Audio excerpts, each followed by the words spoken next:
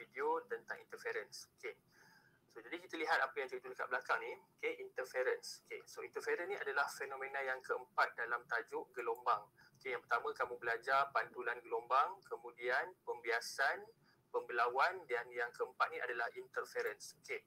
Jadi kita lihat dulu maksud interference. Okay, fenomena yang berlaku apabila dua gelombang koheren bertemu. Okay, itu maksud interference. Okay.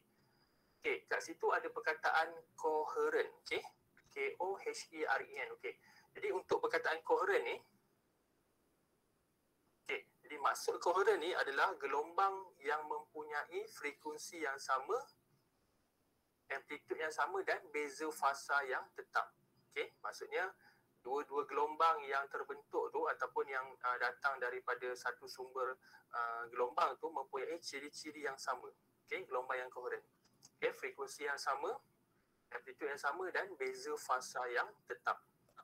Okey, jadi saya nak awak ingat balik dan wajib awak tahu 3 SPM nanti apa dimaksudkan dengan koheren. Itu panjang gelombang, baik itu dua gelombang ataupun gelombang mempunyai frekuensi yang sama, panjang gelombang yang sama dan beza fasa yang tetap. Soalan ni pernah buat dalam exam. Yang first kali saya ingat tahun masa saya di Kompastria tahun 2010. 2010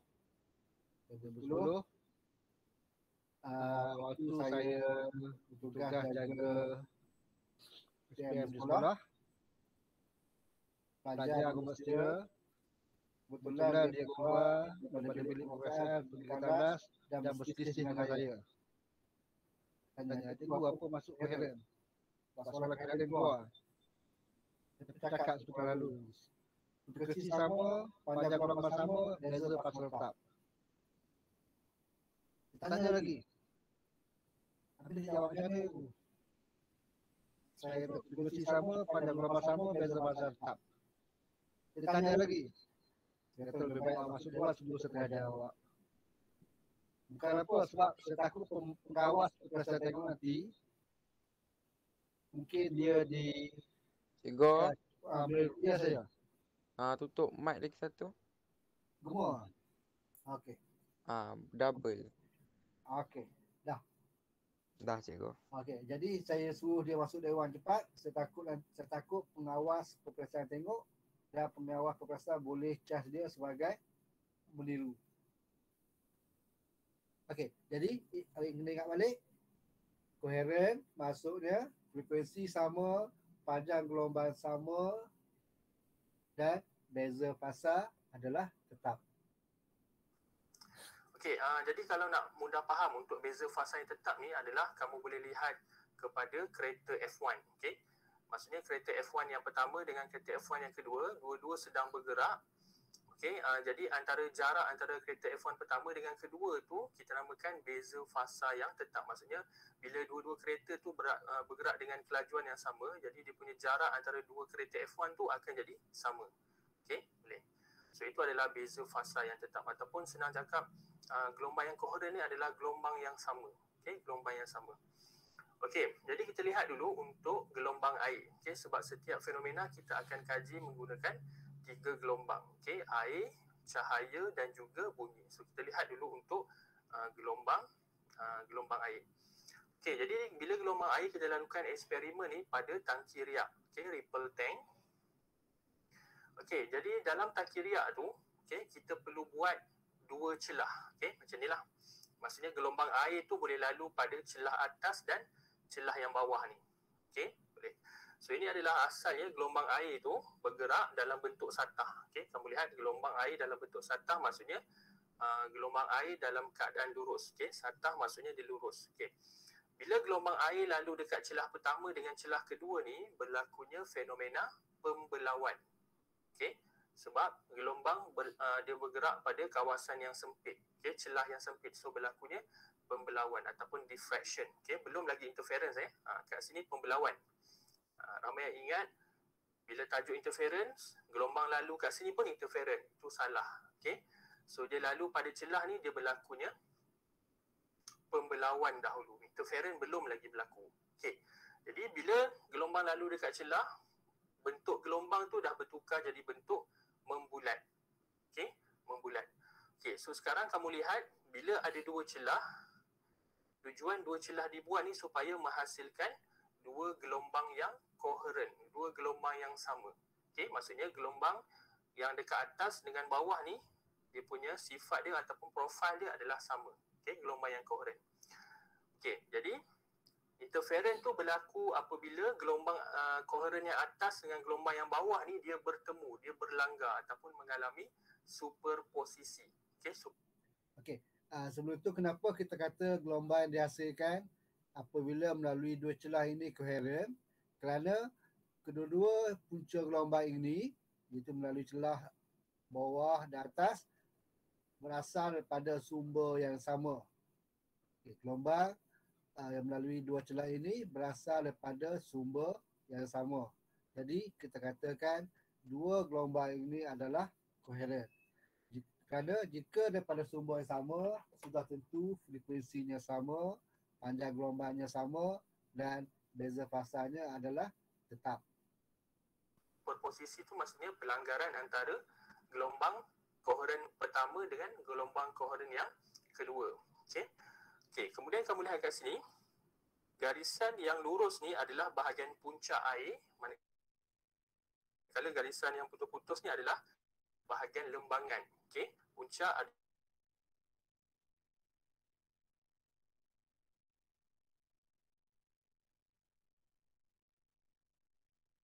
berselang-seli. Okey, kena lukis untuk lembangan lah sebab kita akan lihat nanti interference tu berlaku macam mana. Okey. Kemudian dalam interference ada dua jenis, interference membina dengan interference memusnah. Okey. Jadi kalau kita lihat dulu untuk interference membina. Kalau interference membina, okey, jadi ada dua kemungkinan. Okey, yang pertama bahagian bahagian puncak berjumpa dengan bahagian puncak. Okey, ataupun bahagian lembangan berjumpa dengan bahagian lembangan. Okey, maksudnya bahagian puncak air berjumpa dengan puncak air, bahagian lembangan berjumpa dengan bahagian lembangan.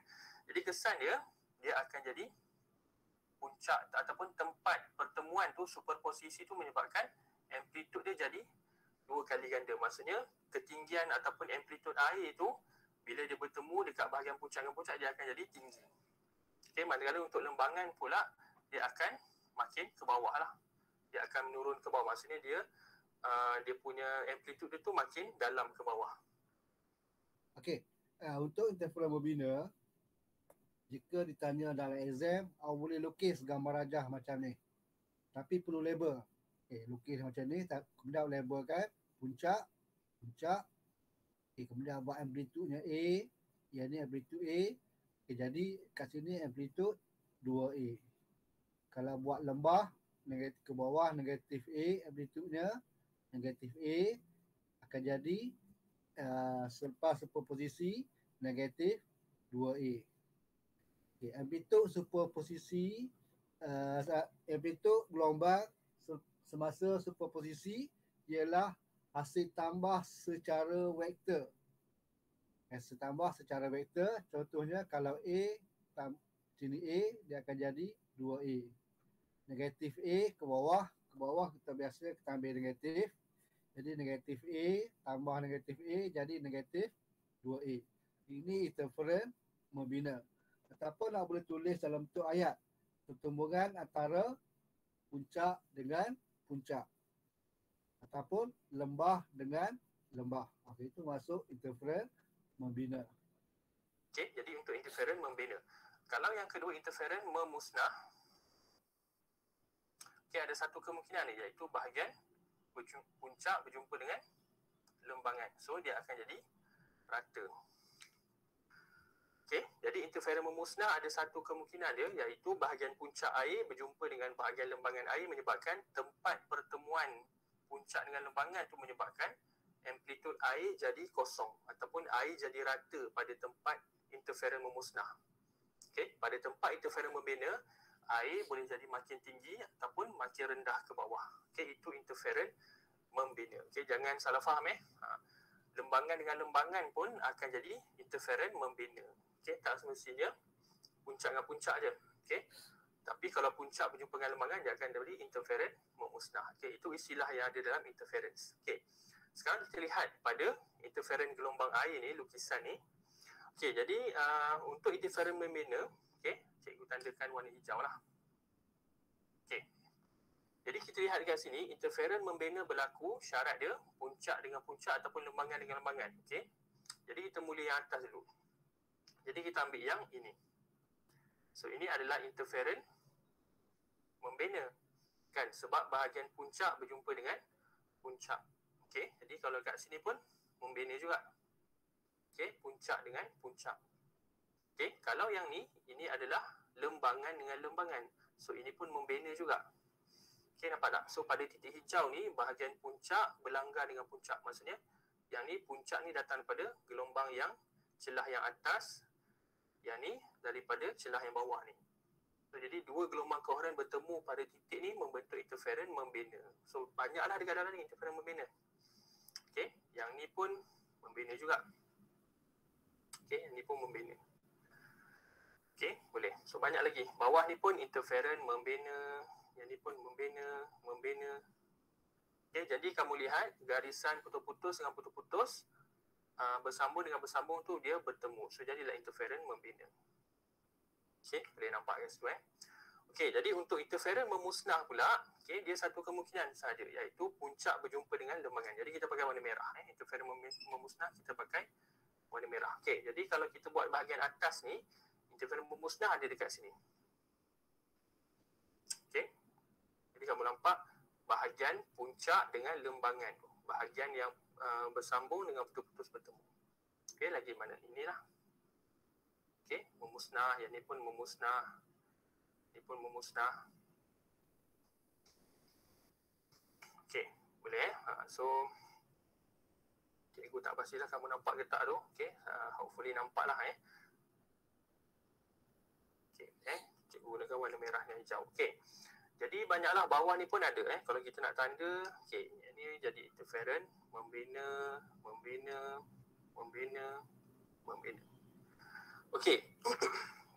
So dalam interference ni dia ada satu formula iaitu lambda sama dengan AX bahagi D. Okey, formula ni dia untuk mencari panjang gelombang.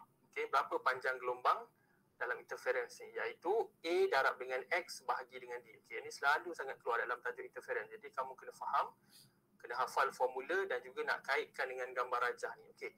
Jadi untuk yang A ni, okey, sebelum tu lambda. Lambda kita tahu dah, lambda adalah panjang gelombang, okey, wavelength. Untuk yang A ni adalah jarak dua sumber koheren. Okay, kita tahu gelombang tu datang daripada celah atas dengan celah bawah. Jadi yang atas ni sumber koheren pertama, ini sumber koheren kedua. Jadi jarak dia adalah A. Okay, jadi kalau kat sini maksudnya yang ni jarak ni adalah A lah. Okay, maksudnya jarak daripada celah atas sampai celah bawah itu adalah A. Okay. Okay, untuk yang X ni pula dia agak kompleks sikit. Okay, yang X. Okay. Jadi untuk yang X ni, kita kena buat dulu garisan yang macam ni. Okay. Sekarang kita tahu kan, hijau ni semua ni adalah interferen membina sebab puncak dengan puncak dan juga lembangan dengan lembangan bertemu. Okay, jadi kita buat satu garisan kat sini. Okay, garisan ni kita boleh sambung sampai atas. Okay.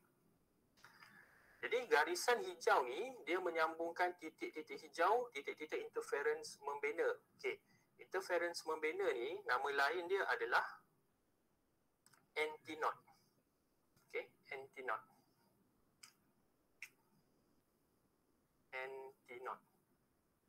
Okey, antinode ni adalah titik-titik pada interference membina. Jadi garisan warna hijau ni adalah garis antinode.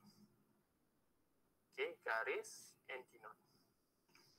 Baik, jadi kat sini kamu boleh tambah untuk nota kamu membina ni, titik hijau ni kita panggil sebagai titik antinode. Okey, antinode.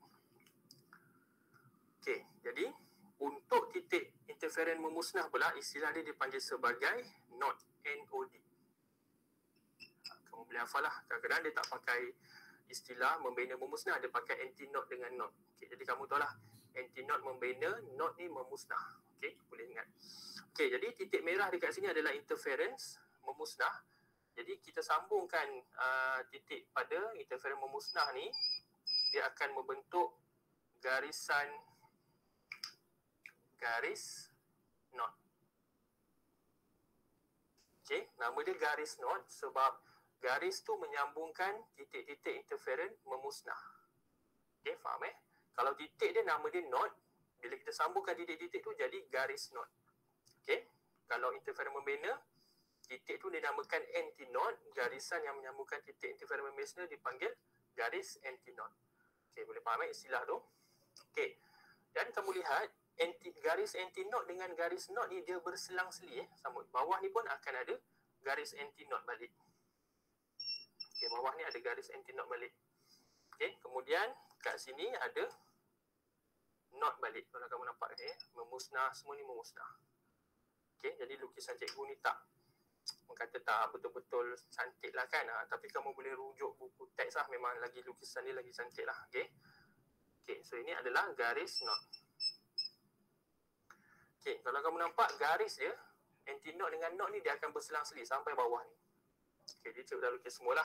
Okay, jadi untuk mengira X, okay, X ni adalah jarak antara dua garis anti-knot yang berturutan ataupun dua garis knot yang berturutan. Okay, maksudnya kalau kita mula kira daripada hijau, garisan hijau ni sampai hijau ni. Kalau kita pakai warna merah, merah ni sampai merah ni. Itu maksudnya dinamakan 1X. Okay, 1X. Okay, katakanlah kalau kita ambil ini so, hijau ni sampai hijau ni kita namakan itu adalah ukuran untuk X. Okay, garis anti-knot sehingga garis anti-knot dan seterusnya. Bawah ni ada lagi garis anti-knot. Kan bawah ni ada lagi garis anti-knot. Tapi untuk kira 1X mesti garis anti-knot sehingga garis anti-knot yang seterusnya. Tak boleh garis anti-knot yang ni sampai garis anti-knot yang bawah ni. Itu dah lebih daripada X lah. Dah lebih daripada 1X. Okay, kita mesti dapatkan, kita mesti kira untuk 1X saja. Okay, samalah kalau garis knot sampai knot ni, merah sampai merah ni pun dikira 1X. Jadi maksudnya, garis merah sampai hijau ni adalah 1/2X. Okay, hijau sampai merah ni pun 1/2X. Okay, boleh. Itu yang X Okay, jadi untuk D pula. Okay, D ni adalah jarak daripada sumber koheren sehingga tempat yang kita kira X tadi tu. Faham tak? Jarak daripada sumber koheren sampai tempat kita kira X. Okay, pastikan dalam keadaan berserenjang. Maksudnya ukuran X kita dengan D tu mesti 90 darjah. Okay, kalau kita ambil X tu dekat hujung sini, kan, katalah kita ambil yang ni, sebab kalau kita lihat garisan anti-knot dengan knot ni dia makin besar, dia makin naik lah ke atas kan. Jadi kalau kita ambil X kat sini panjang. Jadi kita punya D pun kena kira daripada sini sampailah sini. Okay, jadi cikgu lukis yang ni dulu daripada sumber koheren sampai sini. Okay, so ini adalah D besar. Okay, boleh. Maksudnya kalau kamu ambil X kat sini, kamu kira X daripada sini sampai sini, so kamu punya D tu daripada sumber koheren sampai sini lah.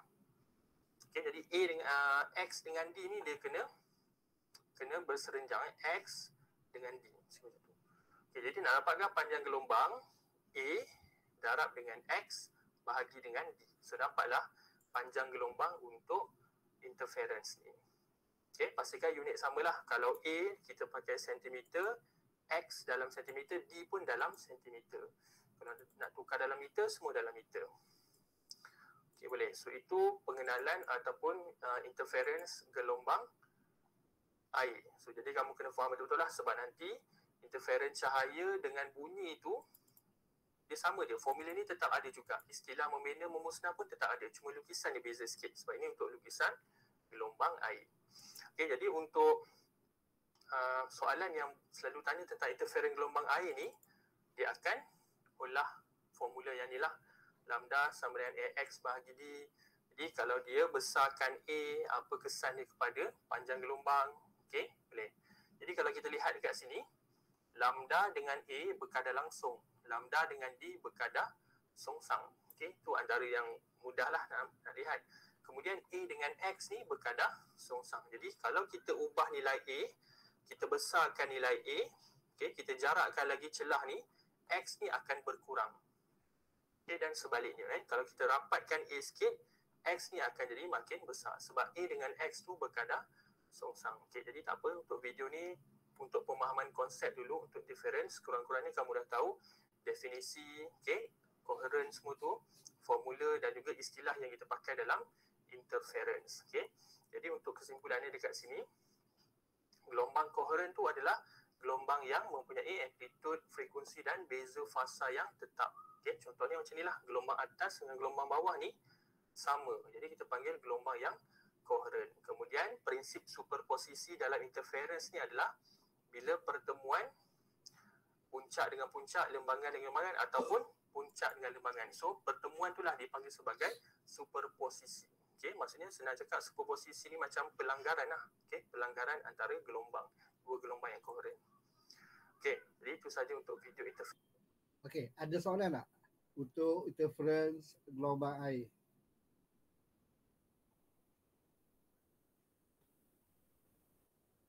Okey, suka soalan. Boleh faham ya?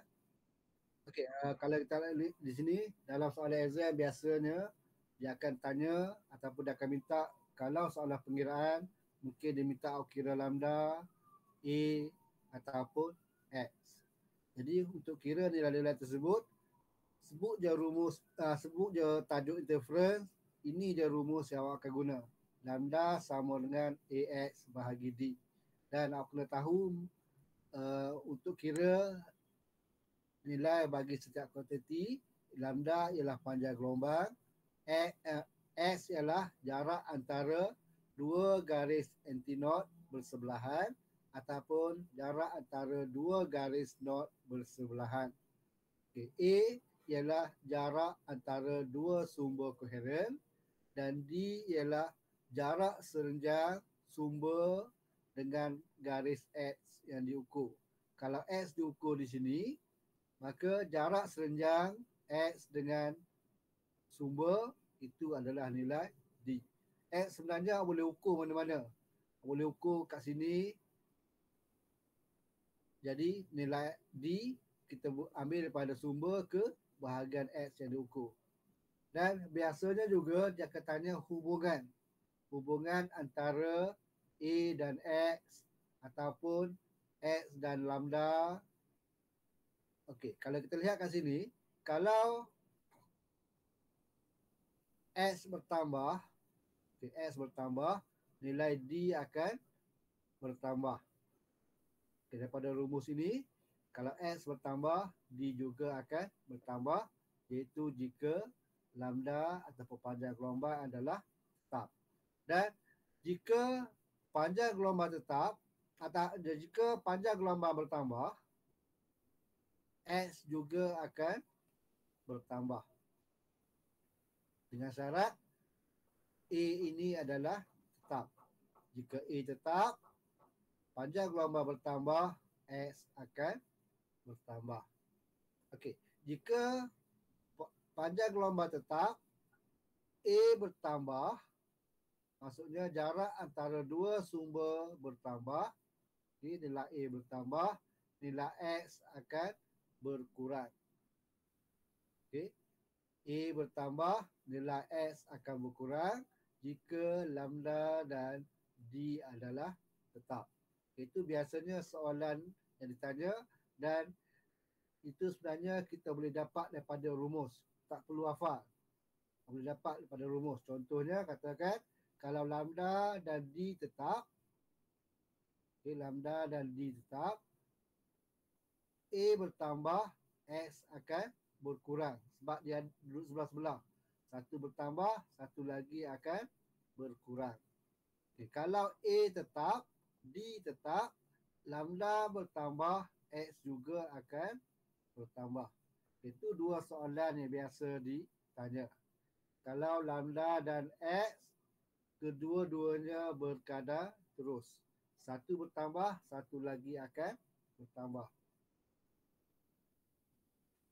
Okey, itu ulang kaji berkaitan dengan interference gelombang air. Kita lihat satu lagi video.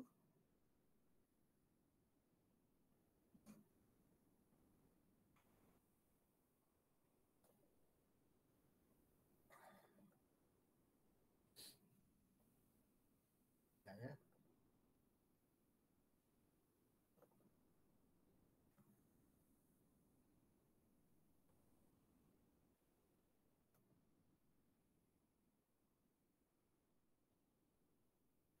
Okey, kita lihat seterusnya gelombang cahaya dan gelombang bunyi. Okey, so untuk video kali ini pula cikgu akan buat video sambungan daripada tajuk interference gelombang air hari itu. So kali ini kita akan belajar pula tentang interference gelombang cahaya dan interference gelombang bunyi. Okey. Jadi kita lihat dulu definisi dia. Kamu boleh rujuk kat video interference gelombang air cikgu dah terangkan. Okey.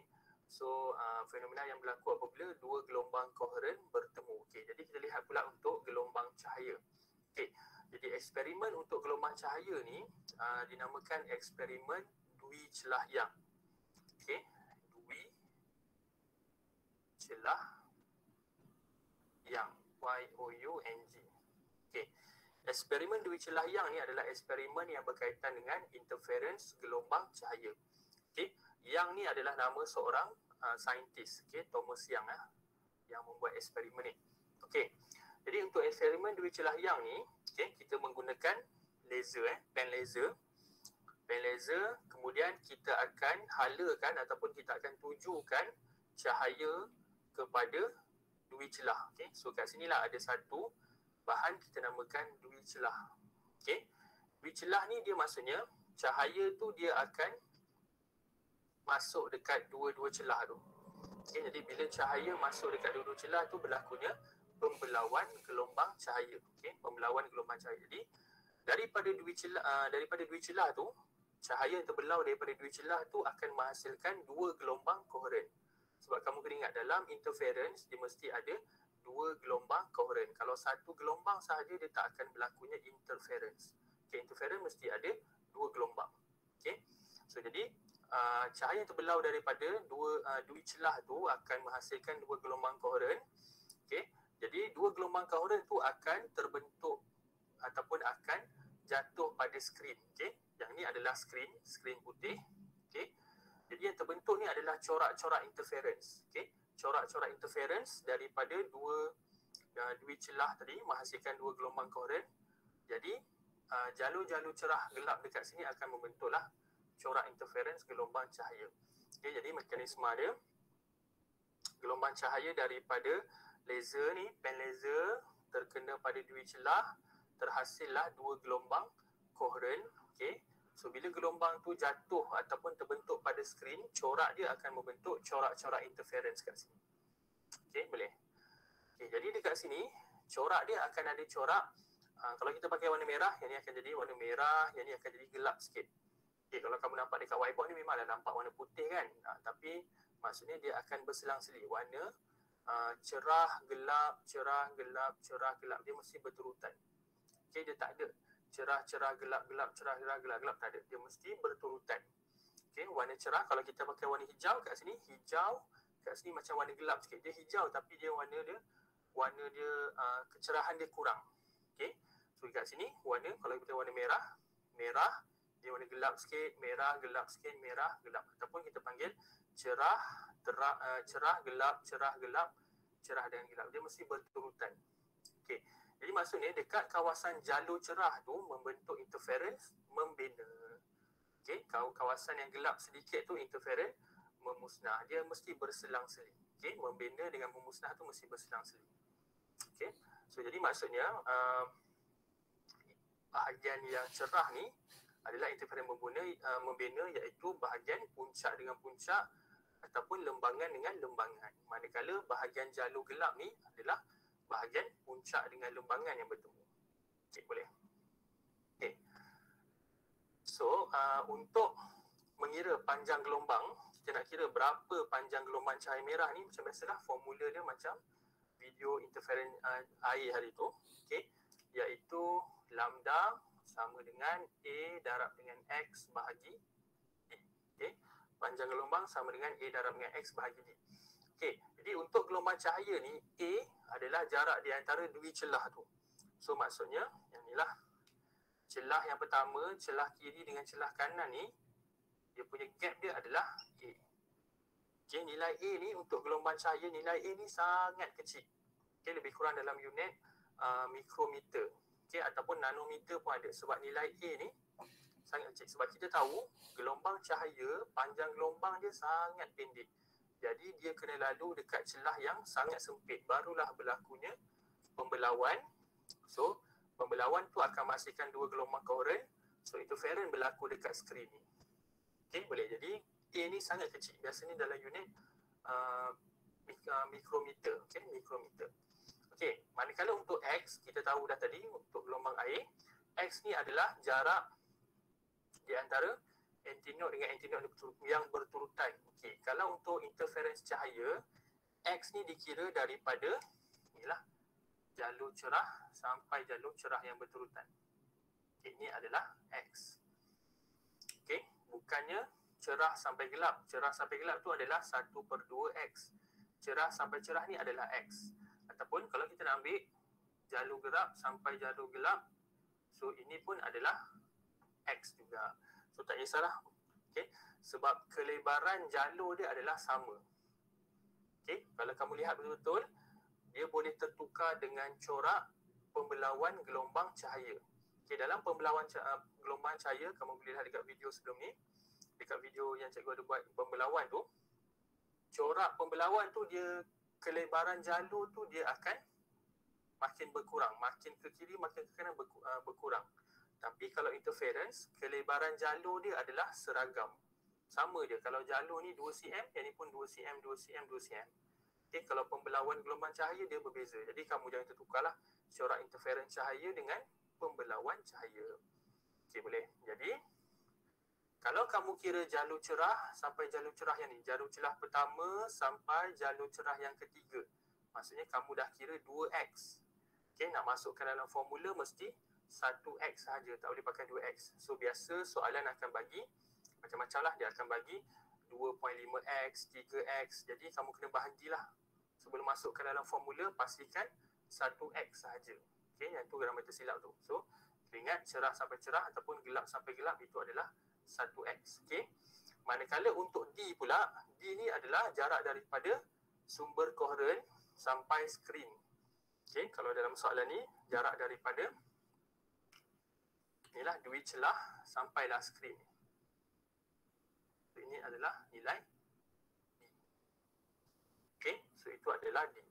Jadi lambda sama dengan A darab dengan X bahagi dengan D. So unit kena samalah. Kalau yang ni mikrometer, mikrometer, mikrometer juga. Okay, kalau dalam meter semua tukar meter.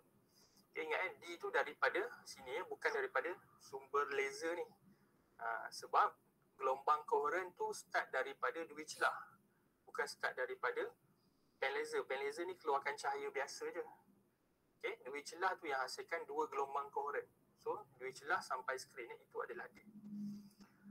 Okay, so jadi bercakap tentang gelombang cahaya ni juga, kadang-kadang soalan dia menggunakan cahaya berbeza. Dia tanya tentang cahaya yang berbeza. Mula dia pakai cahaya warna merah, lepas tu dia pakai cahaya warna biru. So, apa berlaku kepada A dengan X semua itulah. Okay. Jadi dekat sini, kamu kena ingat warna-warna pelangi. Okay, warna-warna pelangi. Iaitu, kalau cikgu punya akronim Michael Jackson kena hantar balik India Utara. Okay, Michael Jackson kena hantar balik India Utara, iaitu merah, okay, merah, jingga, kuning, hijau, biru, indigo, ungu. Okay, walaupun dalam buku teks fizik tak ada, tapi benda ni kamu dah belajar dekat sains. Okay, dekat tajuk sains form 3 dulu ada. Okay, warna-warna pelangi. Merah, jingga, kuning, hijau, biru, indigo, ungu. Okay, dapat cikgu ulang sekali. Merah, jingga, kuning, hijau, biru, indigo, ungu. Okay, akronim dia Michael Jackson kena hantar balik India Utara. Okay. Warna-warna pelangi ni disusun mengikut panjang gelombang, di mana cahaya merah lambda dia paling panjang. Okey, maksudnya wavelength ataupun lambda untuk cahaya berwarna merah ni adalah paling panjang daripada 77 ni, dia paling panjang. Manakala ungu ni lambda dia paling pendek. Wavelength dia paling pendek cahaya ungu. Okey, jadi bukan orang suka-suka dia susun warna pelangi ni. So dia disusun mengikut panjang gelombang. Jadi maksudnya daripada merah sampai ungu ni panjang gelombang dia makin berkurang. Okey, boleh. So jadi kalau eksperimen mula-mula guna cahaya merah, lepas tu eksperimen kedua guna cahaya biru. So maksudnya dia punya wavelength dia makin berkurang. Kan bila lambda berkurang, X akan berkurang juga sebab lambda dengan X berkadar terus. Okey, lambda dengan X berkadar terus. Itulah antara nanti kalau kamu boleh buat latihan dalam interference, kamu boleh rujuklah yang ni. Biasa soalan guna warna-warna macam ni. Okey, lagi satu dia guna istilah cahaya monokromatik. Okey, monokromatik. M-O-N-O-K-R-O-M-A-T-I-K.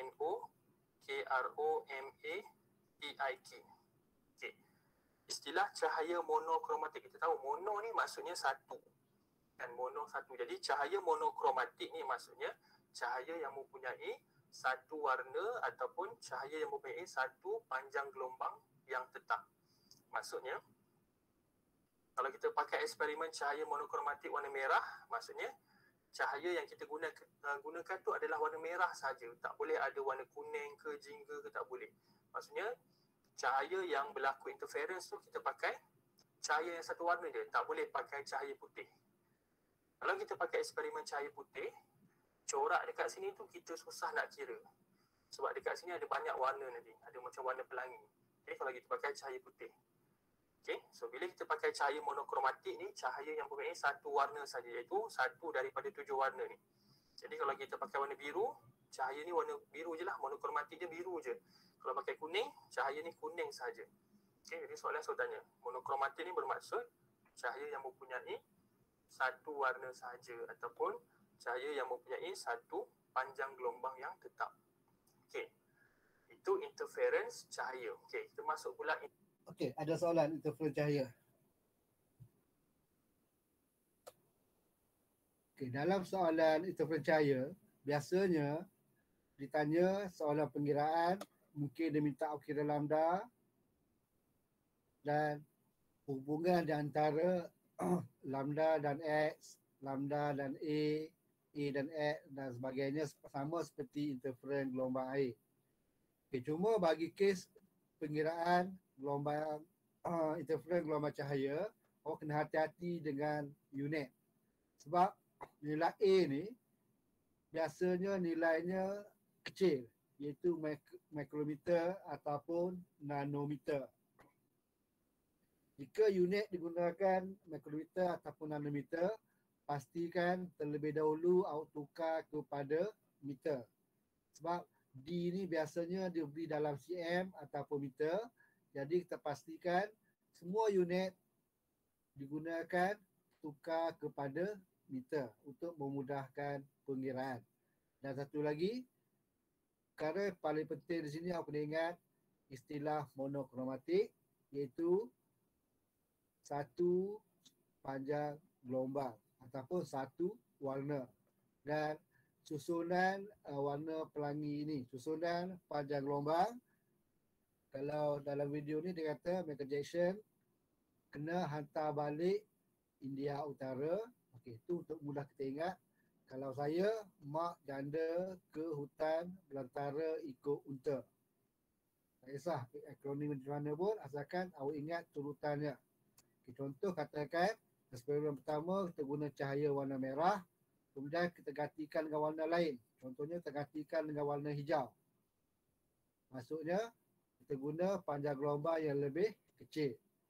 Jika panjang gelombang lebih kecil, nilai X ni semakin kecil. Sebab X dan lambda ini seperti diterangkan tadi, ia berkadar terus. Okey, ada soalan sebelum kita pergi kepada gelombang bunyi? Monokromatik apa ni? Sudah? Lepas monokromatik. Tengah-tengah. Monokromatik tu apa maksud dia? Lupa dah. Monokromatik. Mono maksudnya satu. kromatik cahaya. Satu warna cahaya. Ataupun satu panjang gelombang. Okay, boleh ya? Mono maksudnya satu. Kromatik ni daripada perkataan kromat, cahaya. Monokromatik maksudnya satu cahaya ataupun satu panjang gelombang. Okey, seterusnya kita pergi pada gelombang bunyi. Interference bunyi. Okey, yang terakhirlah untuk interference. Okey, so jadi untuk bunyi kita menggunakan penjana audio, okey, sebab nak mengeluarkan gelombang bunyi. Okey, penjana audio ni yang mengeluarkan bunyi yang mempunyai satu tone sahaja. Okey, bukan pasang lagu, bukan pasang muzik, dia keluarkan satu tone. Okey. Paling mudah adalah kalau kamu lihat siaran dah tamat. Okey, contoh kamu lihat rancangan TV kan, TV1 ke TV2, TV9 ke, bila dah pukul 12.30 malam ataupun pukul 2 pagi tu siaran dah tamat, jadi dia akan keluar bunyi kamu buka channel tu dia akan keluar bunyi je. So itu maksudnya gelombang yang ada satu bunyi sahaja. Maksudnya bunyi dia satu nada je, satu tone sahaja. Okay, itulah yang berlaku pada penjana audio tu. Jadi dalam makmal kita akan set up penjana audio yang keluarkan bunyi yang macam tadi tu, satu nada je. Kemudian kita kena pasang pada dua pembesar suara. Jadi tujuan dia pun sama, untuk menghasilkan dua gelombang koheren. Sebab untuk berlaku interference perlukan dua gelombang koheren. Samalah, kalau cahaya kena ada dua celah. Kalau bunyi kena ada dua pembesar suara. Kalau gelombang air kena ada dua celah juga. Okey, boleh. Okey, so jadi untuk gelombang bunyi ni, okey, so dekat sini, okey, garisan lurus yang melintang ni adalah tempat kita berjalan ataupun tempat kalau kita tak nak pakai kalau kita tak nak berjalan dekat kawasan ni, kita boleh letak mikrofon kat sini kita gerakkan satu mikrofon. Okey, jadi mikrofon tu kita sambung kepada satu alat dinamakan osiloskop sinar katod. Okey. Jadi mikrofon tu kita gerakkan kiri kanan, okey, perlahan. Okey. Jadi, contohlah katakanlah kita tak nak pakai mikrofon. Okey, bila kita dah pasang penjana audio tu, left dengan right tu dah keluarkan bunyi. So bila kita bergerak pada garisan ni, kita akan dengar, telinga kita akan dapat mengesan bunyi kuat dan bunyi yang perlahan berturutan. Okey, contoh kalau dekat kosong ni kita dengar bunyi kuat, bila kita jalan depan sikit, bila sampai dekat kawasan X ni kita akan dengar bunyi perlahan. Maksudnya telinga kita akan mengesan bunyi perlahan kat sini. So bila kita berjalan lagi, bunyi tu jadi kuat balik, jadi jelas balik kuat. Kemudian jadi perlahan, dia akan berselang-seli berturutan. Okey, maksudnya telinga kita boleh kesan bunyi kuat dengan bunyi perlahan tu. Okey, pastikan kita berjalan dalam keadaan yang lurus lah. Kita tak boleh dah berjalan makin dekat ke pembesar suara ni ataupun makin ke bawah ni. Dia mesti, kita berjalan tu mesti pada garis lurus, berserenjang dengan ataupun selari dengan pembesar suara tu. Okey, tak boleh naik atas ke turun bawah ke, dia mesti jalan macam tu lah, perlahan lah. Okey. So, kalau pakai pembesar suara pun, okey, kalau pakai mikrofon, kita gerakkan mikrofon dekat garisan tadi tu, kita akan dengar bunyi yang sama juga. Mikrofon ni akan mengesan bunyi kuat, bunyi perlahan. Jadi kalau bunyi kuat, corak graf pada OSK ni akan jadi tinggi. Okey, kalau bunyi tu perlahan, corak pada OSK tu jadi rendah. So maksudnya interference berlaku lah. Jadi maksudnya bila bunyi kuat, interference membina berlaku. Bila kawasan tu bunyi perlahan, interference memusnah. Dia mesti berselang-seli. Okay, kalau kamu nampak setiap cahaya bunyi dengan air tu, dia mesti benda yang berselang-seli macam ni kan. Cerah, gelap, cerah, gelap. Yang ni bunyi kuat, bunyi lemah, bunyi kuat, lemah, kuat, lemah mesti berturutan. Okay, kalau air tadi, interference membina, memusnah, membina, memusnah. Okay, boleh. So macam mana nak kira pula dia punya formula lambda sama dengan AX bahagi D ni pada gelombang bunyi. Okay, jadi kita mulakan dengan A. A adalah jarak antara dua sumber koheren. So senang je lah. So ini jarak daripada pembesar suara kiri sampai kanan. So ini adalah A. Mudah je. Okay, pembesar suara tu adalah A, jarak dia. X. X ni adalah daripada bunyi kuat sampai bunyi kuat yang seterusnya. Macam inilah kalau ambil yang ni. sampai sini. Ini adalah X. Bunyi kuat sampai bunyi kuat yang seterusnya ataupun bunyi lemah sini sampai bunyi lemah sini. Ini pun adalah X juga. Okey, boleh. Dia mesti berturutan. Okey, manakala untuk D ni adalah daripada pembesar suara, sumber koheren sampailah ke tempat yang kita berjalan tadi tu. Okey, kita gerak tadi tu. Okey, jadi pembesar suara sampai tempat garisan yang kita berjalan tadi untuk dengar bunyi kuat dengan lemah tu. Jadi untuk dapatkan panjang gelombang cahaya bunyi, lambda dia adalah A darab dengan X bahagi dengan D. Okey, A darab dengan X bahagi dengan D. Okey, boleh. So itu untuk gelombang bunyi. Okey, jadi untuk interferen gelombang bunyi ni biasanya kalau dalam makmal kita kena buat dekat kawasan yang lapang. Maksudnya meja-meja dalam makmal tu kena alihkan dulu. Okey, ataupun kita buat dalam dewan kan. Kita masuk dalam dewan, kawasan dewan tu pastikan kosong, tak boleh ada meja kerusi.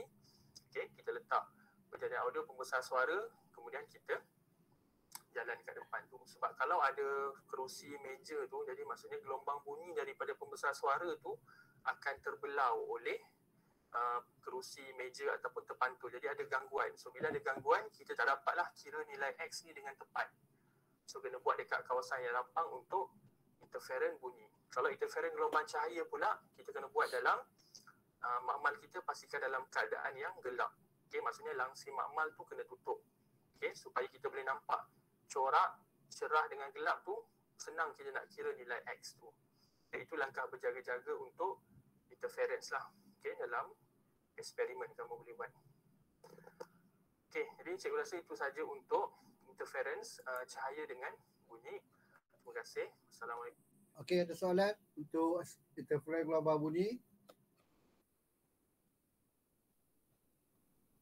Okey, secara asasnya, konsepnya interferen gelombang bunyi sama dengan interferen gelombang cahaya dan juga gelombang air. Dan soalan yang biasa ditanya berkaitan dengan interferen gelombang bunyi ialah biasa ditanya, kenapa katakan kawasan ni bunyi kuat? Kenapa kawasan X bunyi perlahan?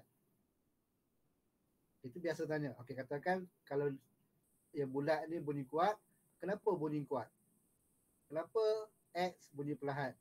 Jadi jawapannya ialah kerana kawasan bunyi kuat adalah kawasan interferen membina, kawasan bunyi perlahan, kawasan interferen memusnah. Itu je jawapan dia. Bunyi kuat, interferen membina, bunyi perlahan, interferen memusnah. Dan kalau lihat kat sini digunakan mikrofon. Mikrofon ni disambungkan pada OSK. OSK adalah satu alat yang boleh memaparkan isyarat yang diterima dalam bentuk gelombang. Jadi bunyi yang ditangkap ataupun diterima oleh mikrofon akan ditunjukkan dalam bentuk amplitud gelombang. Kalau amplitud yang tinggi, maksudnya bunyi tersebut kuat. Kalau amplitud rendah, bunyi yang diterima adalah perlahan. Okey, itu tayangan video secara ringkas berkaitan dengan interference. Kemudian kita lihat aplikasi di dalam kehidupan seharian. Masa pun dah habis, saya ambil masa sikit.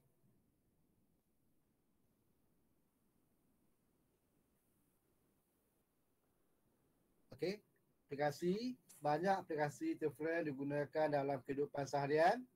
Okay, sebagai contoh, kalau kita lihat kapal laut, ada bentuk-bentuk macam ni, iaitu lalu kita panggil sebagai luan berbuli.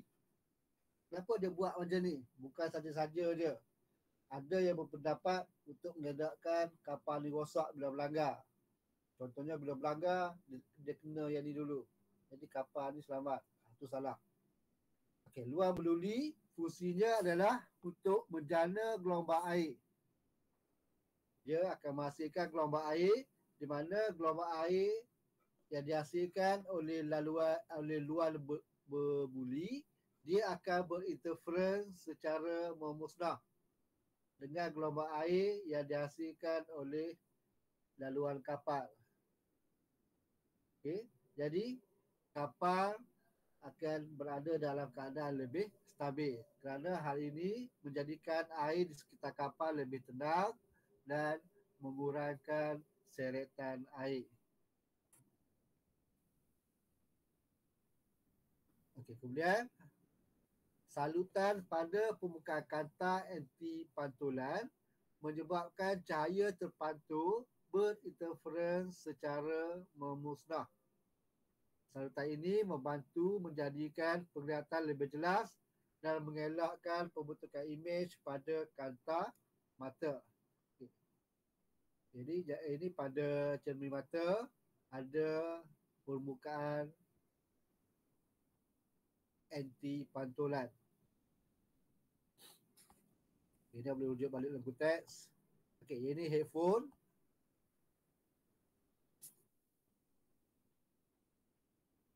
Okay, kalau lihat pilot pakai, dia bukan saja pakai ataupun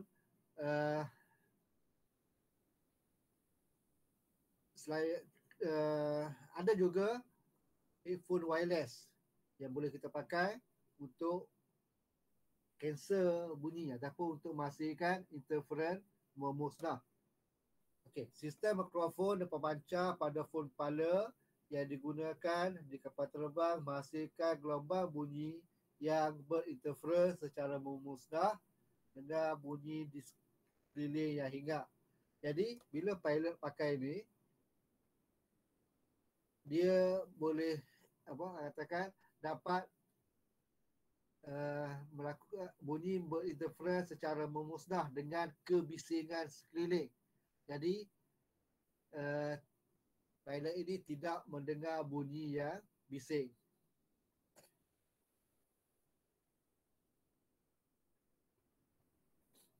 Maksud katakan kalau awak beli AirPod ada ciri-ciri noise cancelling.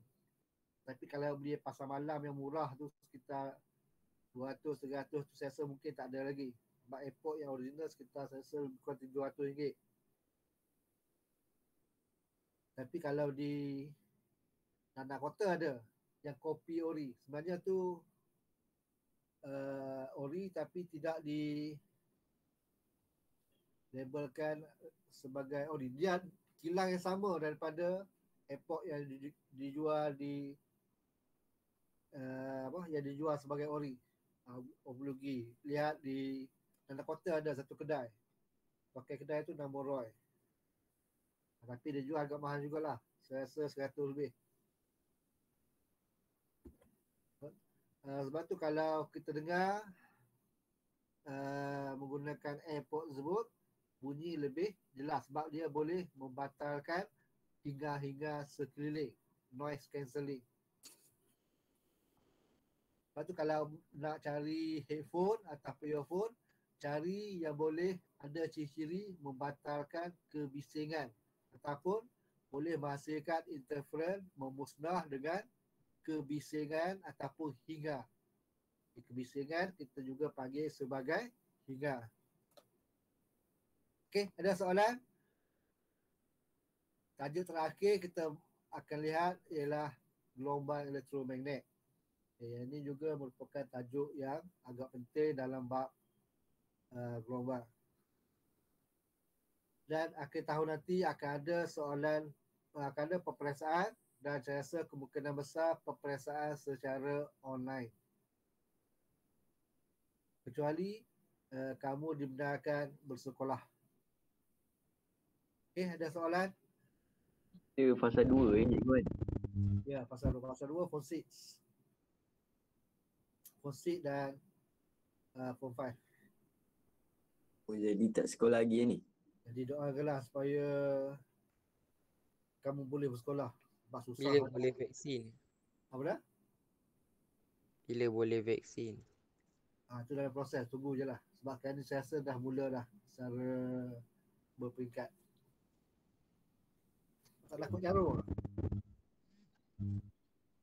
Tak lah. Nanti aku kena fikir dulu. Jarum besar. Dibakar dulu jarum sebelum cucuk. Itu semua dayah dia. Okey, jadi terima kasih kerana masuk kelas pada hari ini dan Sekejap saya close kehadiran. Mana kehadiran? Ya.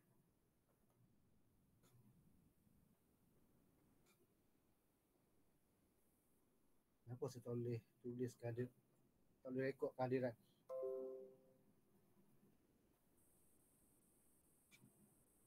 Ya.